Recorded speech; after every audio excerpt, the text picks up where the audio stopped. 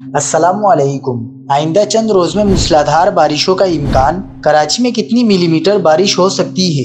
ماہرین موسمیات نے خطرے کی گھنٹی بجا دی۔ کیا آپ حالات حاضرہ سے آگاہی حاصل کرنا چاہتے ہیں؟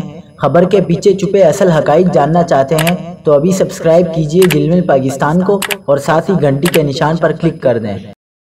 آپ کو بتاتے چلے کہ کراچی میں وزیر اعلیٰ سندھ مراد علی شاہ کی زیر صدارت رین ایمرجنسی کا اجلاس ہوا۔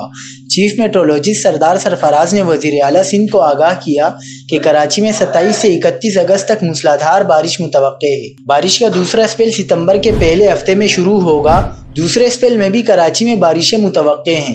سردار سرفراز نے اجلاس میں بتایا کہ سندھ میں آج بارش کا سسٹم داخل ہوگا جو 31 اگست تک جاری رہے گا۔ اس کے بعد بارش کا ایک اور سسٹم ستمبر کے پہلے ہفتے میں متوقع ہے۔